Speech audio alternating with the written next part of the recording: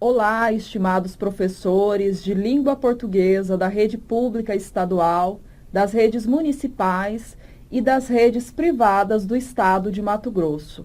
Eu sou a professora Josilene, contribuir com a escrita dessa primeira versão da proposta curricular para o nosso estado, para o estado de Mato Grosso, em relação ao componente curricular língua portuguesa, anos finais do ensino fundamental. Olá, meu nome é Wanda Cecília, eu estou na equipe que trabalhou com essa primeira versão da língua portuguesa para a BNCC, componentes curriculares do estado de Mato Grosso, e trabalho na Secretaria de Educação do município de Várzea Grande. Eu sou a professora Luci, sou da rede estadual, temos a professora Silma, representante do município de Cuiabá, a professora Maria Reis, rede estadual, e a professora Cilei, também da rede estadual. A partir desse momento, nós iremos mostrar a vocês como desenvolvemos o currículo de língua portuguesa.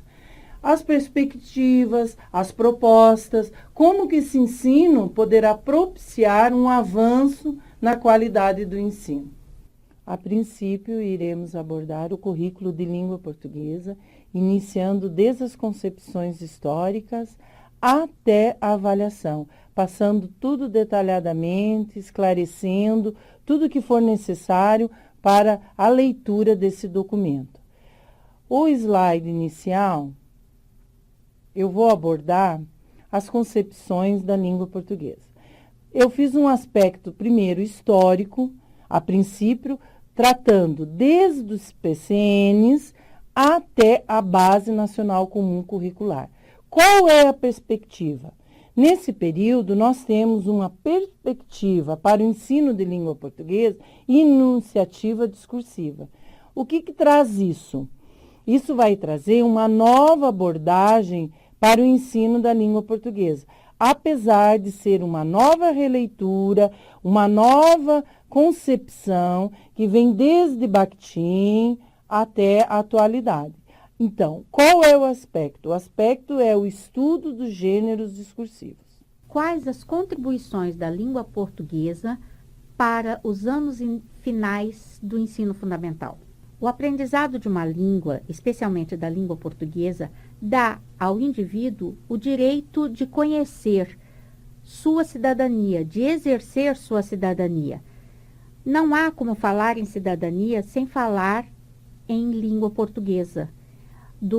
Todos os documentos que nós temos, da certidão de nascimento a de óbito, todos eles são redigidos em língua portuguesa. Exercer a cidadania é mais do que ter acesso à educação e ao aprendizado dessa língua. É conseguir exercê-la como cidadão, é conseguir usá-la fora do ambiente escolar. Olá, estimados professores! Nós gostaríamos de frisar que, no que se refere à leitura, a orientação é que, assim como postulado nos documentos oficiais das últimas décadas, o trabalho deve ser realizado a partir de práticas de linguagem que decorrem da interação ativa do leitor, ouvinte, espectador com os textos escritos, os orais e, considerando a realidade do mundo contemporâneo, também os textos multissemióticos, em diferentes portadores e sua interpretação. Assim, o tratamento das práticas leitoras na unidade escolar deve considerar o leitor de forma a aceitar o seu conhecimento prévio, seja esse conhecimento advindo das práticas escolares, seja considerando os textos que circulam em seu meio, ampliando o seu repertório com textos que estão presentes em outras esferas sociais, tais como os textos jornalísticos, os científicos, literários, artísticos, culturais, publicitários, os textos midiáticos também, e outros que vão servir de aporte para discussões e formação de opinião acerca de temas como a diversidade, a política, o preconceito, entre outros diversos temas que estão presentes na nossa sociedade.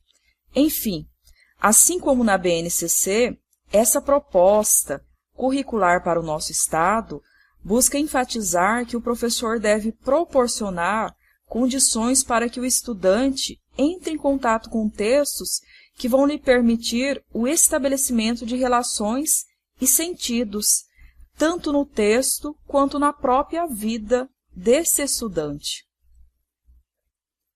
Já a respeito da oralidade, essa proposta curricular destaca que tal prática é de ampla relevância para a construção da cidadania dos nossos estudantes.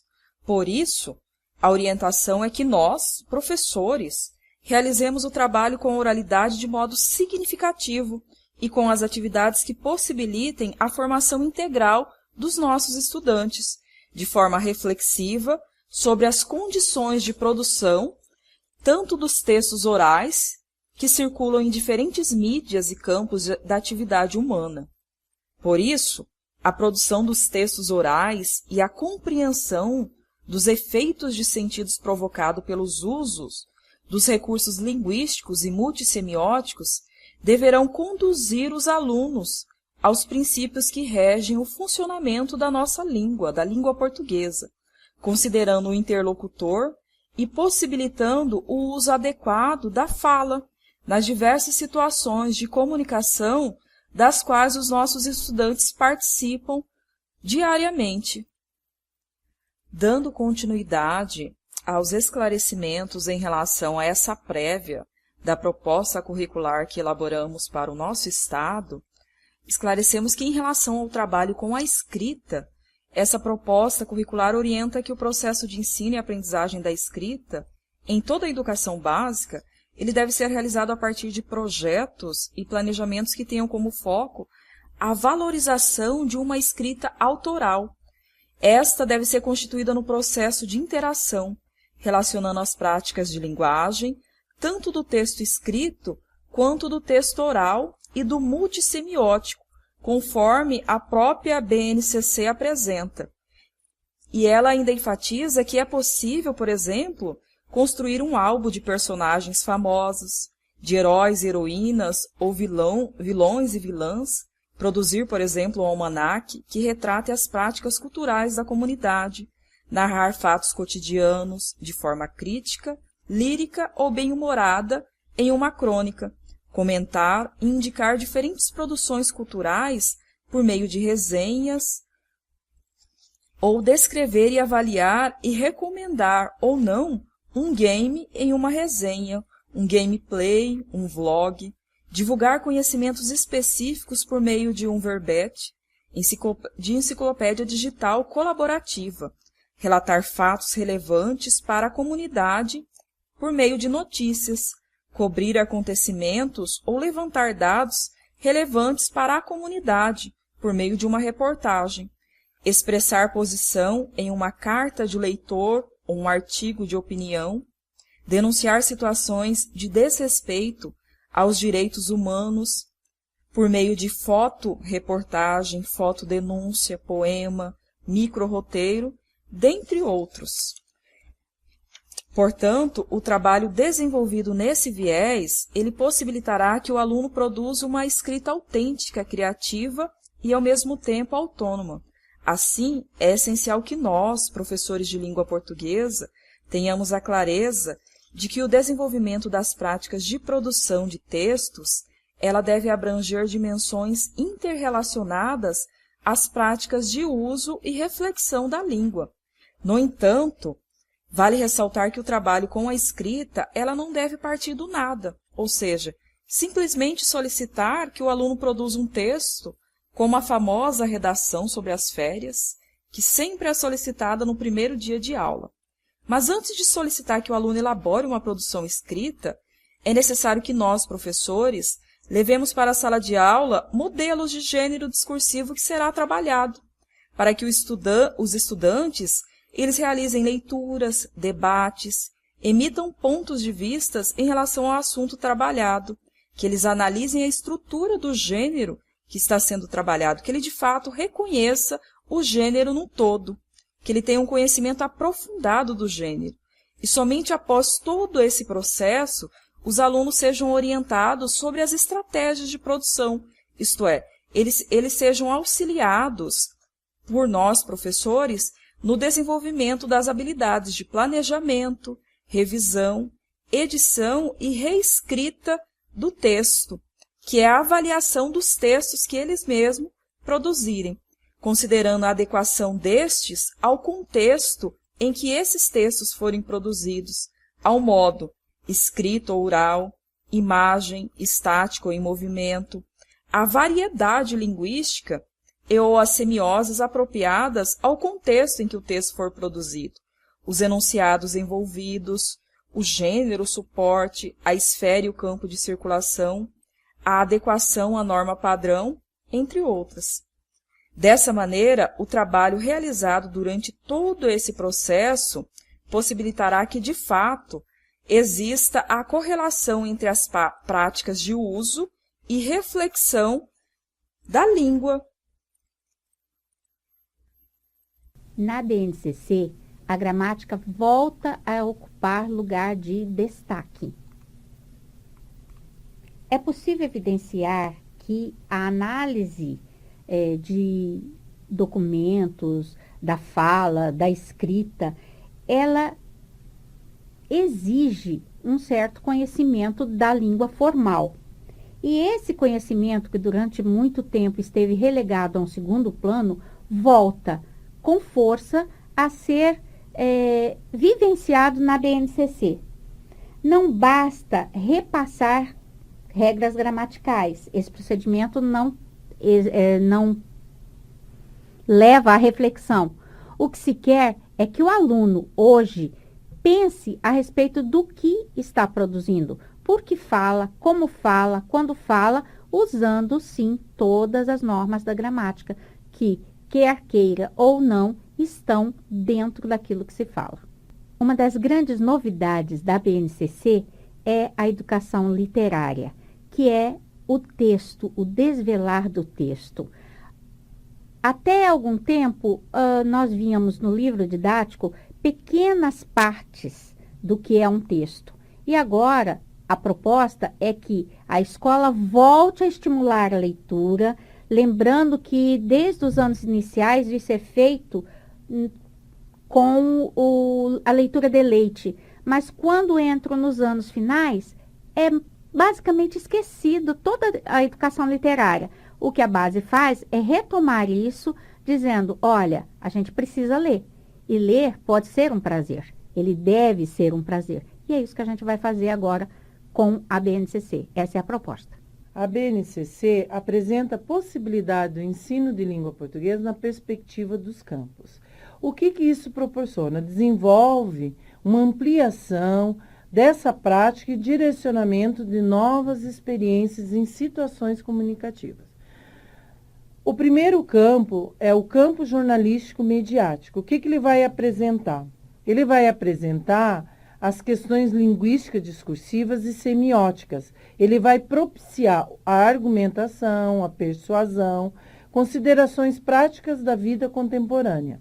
Esse campo é interessantíssimo para que o professor explore essas questões da mídia atual, essas questões do aluno saber argumentar. Então, essa visão desse campo. Posterior, nós temos o campo de atuação da vida pública. Nesse campo, o professor poderá explorar o Estatuto da Criança e do Adolescente, os direitos do consumidor, o Estatuto do Idoso, a legislação estadual, os direitos humanos.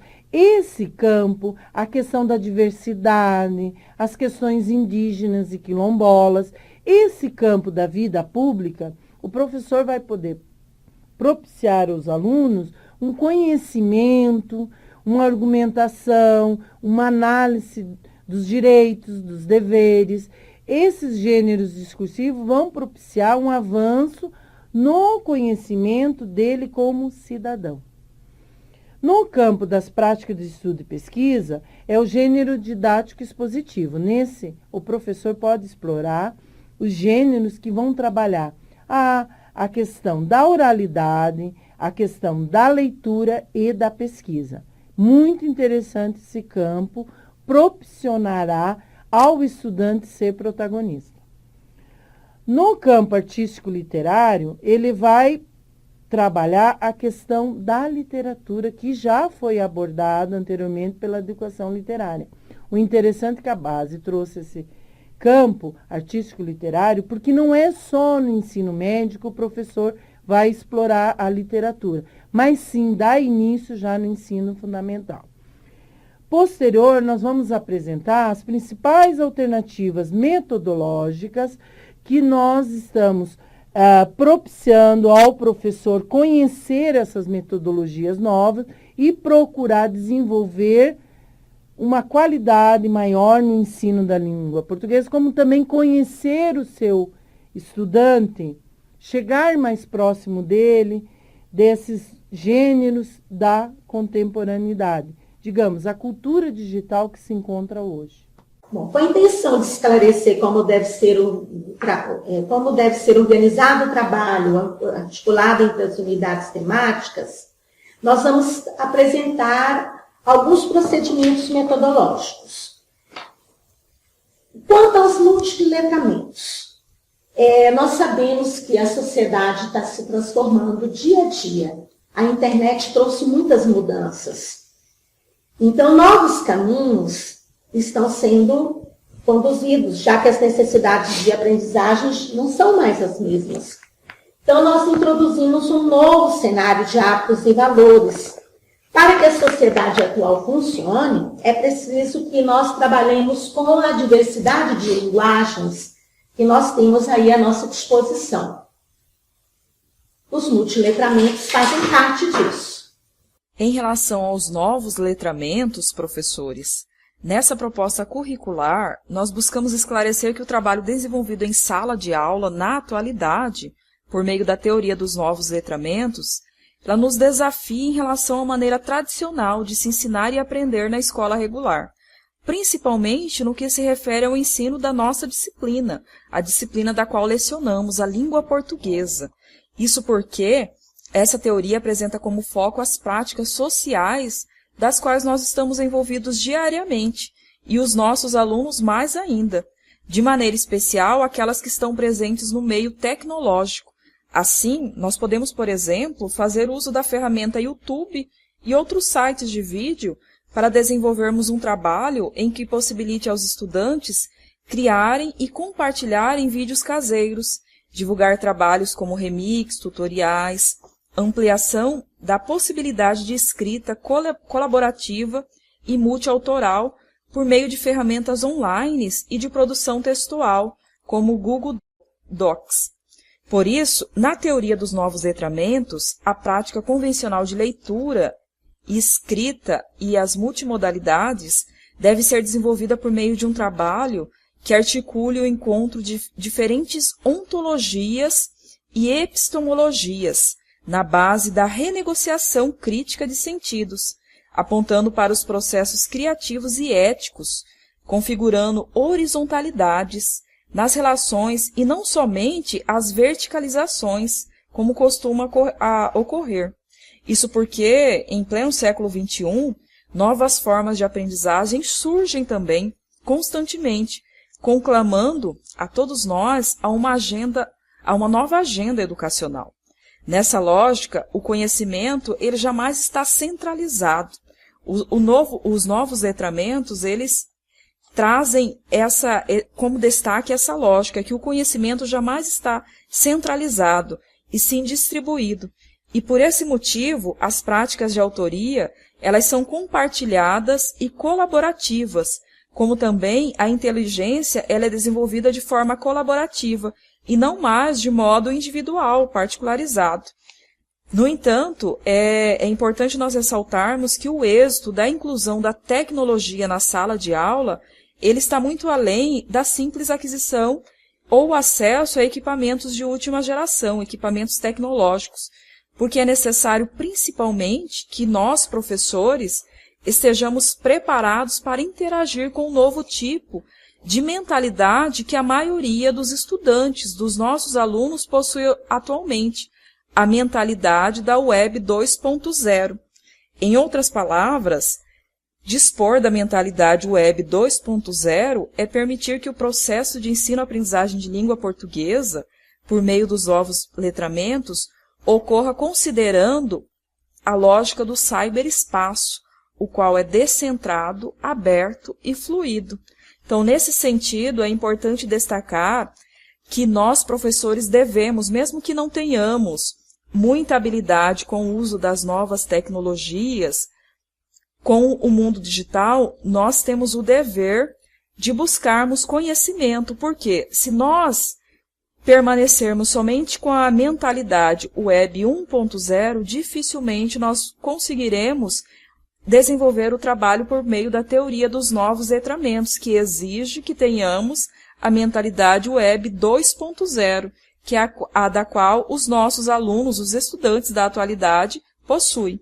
Enfim, o que nós gostaríamos de frisar, então, é que na sociedade contemporânea, na qual há uma infinidade de novos letramentos, é imprescindível que nós, professores, nos apropriemos dos conhecimentos tecnológicos e também dessa mentalidade da Web 2.0, já que não é mais concebível que a escola ainda defenda o pensamento de que o professor é o único detentor do conhecimento e o transmissor do saber, porque é necessário que o ensino-aprendizagem de língua portuguesa ocorra na perspectiva principalmente da teoria dos novos letramentos, garantindo assim que o estudante seja capaz de participar, contribuir, criar, recriar, inovar, conectado em rede e, acima de tudo, que ele aprenda, que ele se torne um cidadão pleno na sociedade atual, no mundo contemporâneo.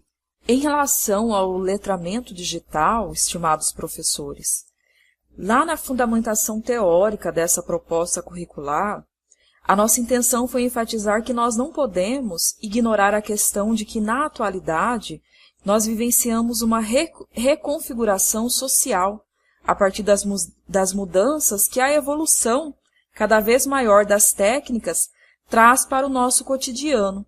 E esse avanço, essa transformação do que até então nós entendemos por sociedade, é um processo irreversível, o qual ocorre em algumas localidades de forma mais lenta e em outras de forma um pouco mais rápida, ou seja, é um processo do qual cedo ou tarde todos os grupos sociais sofrerão interferências na organização dessas relações. E isso nós já podemos constatar com bastante clareza em nosso estado, principalmente nos locais em que o acesso a diversos recursos ainda é muito precário. Basta nós visitarmos algumas aldeias indígenas, por exemplo, e nós veremos o quanto a tecnologia, isto é, os recursos tecnológicos, já fazem parte do cotidiano desses grupos. E o quanto esses recursos, como os celulares, os tablets, notebook, entre outros, eles têm influenciado na rotina desses povos, assim como na rotina dos nossos estudantes das escolas do campo. Mesmo com toda a dificuldade de acesso, a tecnologia não é algo alheio para eles. Portanto, esse novo contexto social, intitulado Sociedade do Conhecimento, ou a Sociedade da Informação, exige de nós um novo perfil, um perfil específico de um indivíduo que seja capaz de viver inclusivamente nessa nova configuração social. E aquele indivíduo que não puder acompanhar o ritmo dessas mudanças e não tomar parte dessas mudanças, ele ficará à margem da sociedade. Nessa sociedade do conhecimento, em que as tecnologias da informação e as mídias de forma geral se fazem cada vez mais presentes na vida de cada um de nós vemos surgir um novo tipo de excluído, o excluído digital, ou seja, aquele que não insere nesse contexto, aquele que não tem a habilidade de utilizar essas novas mídias, ele está excluído digitalmente. Quando a pessoa não tem o domínio, ainda que mínimo, dos conhecimentos que são necessários para interagir em sociedade, a partir desse emprego dessas tecnologias da informação, esse não domínio dessas pessoas ele vai se tornando cada vez mais, em algumas situações, um fator de exclusão do indivíduo. E a nossa atualidade exige que, além do domínio de ler e escrever, que nós sejamos também letrados digitais. Por isso, a BNCC apresenta com muita ênfase a necessidade de nós, educadores, buscarmos alternativas para nós repensarmos a nossa organização educacional, trazendo para o ensino propostas que realmente possam atender às demandas formativas dos nossos estudantes, possibilitando assim que esses estudantes eles desenvolvam as competências e as habilidades que vão permitir que eles possam agir de forma crítica e interativa no contexto social do qual eles estão inseridos, que eles sejam capazes de acompanhar as mudanças e as transformações pela qual a nossa sociedade passa constantemente. Então, diante disso, a orientação é que não basta apenas nós disponibilizarmos o acesso aos recursos tecnológicos para os nossos estudantes. Acima de tudo, é necessário que nós, professores, possamos oferecer condições efetivas para que os nossos estudantes tenham condições de usabilidade e proveito desses recursos tecnológicos que são inúmeros e estão presentes na sociedade, no mercado. Porque os recursos tecnológicos, por si só, eles não garantem a melhora do aprendizado e nem a qualidade da educação. Isso é importante nós termos em mente. Mas as tecnologias, elas garantem para as nossas escolas, para a educação, a possibilidade de se abrir e oferecer uma educação para todos de forma indistinta. Ou seja, todos estão incluídos quando nós trazemos a educação de forma em que nós possibilitamos a usabilidade desses recursos tecnológicos. Segundo Kensky, o uso intensivo das novas tecnologias digitais e das redes transforma as dimensões da educação e dá à escola o tamanho do mundo. É comum, por exemplo, nós encontrarmos pessoas que não sabem utilizar o cartão bancário. Elas não conseguem efetuar atividades via internet, como compras, consultas, pesquisas escolares, atividades de entretenimento, entre outras inúmeras atividades. E a partir daí se estabelece um contraste.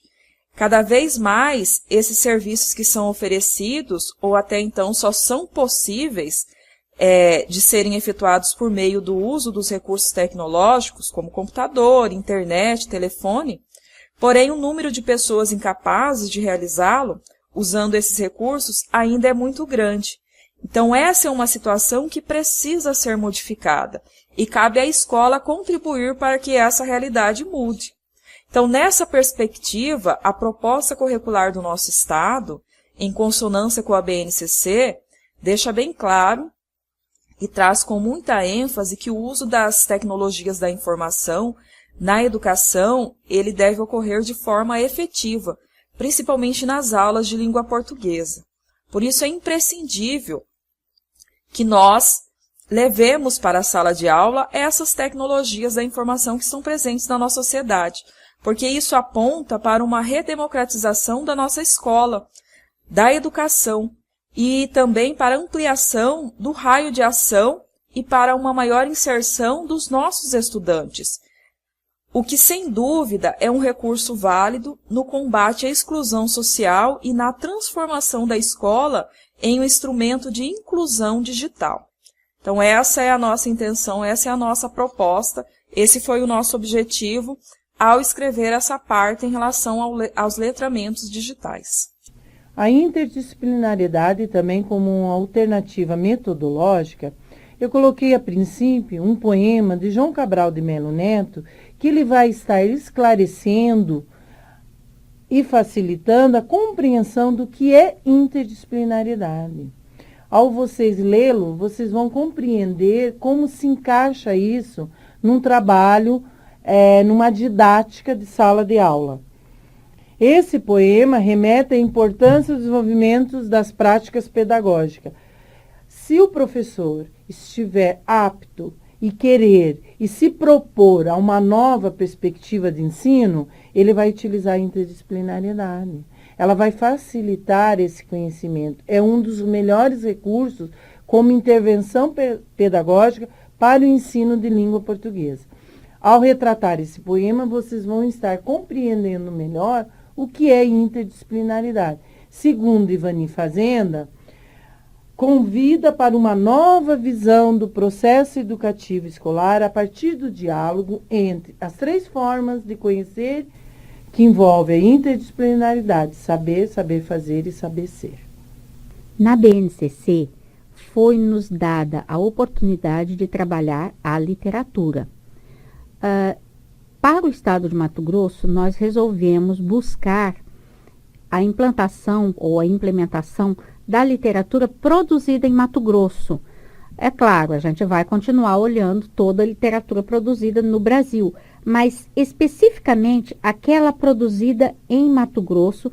Por quê? Porque ela é pouco conhecida e nós estamos dentro do estado. Então, nós temos a necessidade de conhecer nossos autores, de saber quem eles são, de saber o que eles pensam, de saber como eles representam o nosso estado e a vida que acontece aqui dentro. A avaliação que nós propusemos nessa perspectiva do ensino de língua portuguesa é a avaliação formativa, que ela vai trazer como um processo, que é aquele processo que você avalia, reflete sobre a tua ação e reavalia. O que isso proporciona? Proporciona a questão de como avaliar, o que avaliar, por que avaliar, qual é o meu objetivo de avaliar. Meu aluno tem claro o que é para ser avaliado e como deve ser avaliado? Então, esses são os aspectos que vão direcionar essa avaliação. Espero que o professor, nesse percurso avaliativo, seja reflexivo, compreensivo e que tenha como ponto fundamental a aprendizagem do ensino de língua portuguesa. Nós esperamos que vocês apreciem o que foi feito, no sentido de nos dar suas contribuições para que essa construção seja realmente uma construção coletiva. Então, por favor, leiam, participem, escrevam aquilo que vocês entendem que seja necessário para melhorar o que a gente está propondo. Grata pela atenção. Nós contamos com a contribuição de todos vocês, professores de língua portuguesa, que mais do que nós sabem muito bem do que nossos alunos necessitam, do que é importante, do que é interessante para transformar esse ensino de língua portuguesa no estado de Mato Grosso. Por isso nós contamos com as contribuições de vocês, com as sugestões para aprimorar ainda mais esse nosso currículo que nós começamos a construir. Uma boa leitura e obrigado pelas contribuições.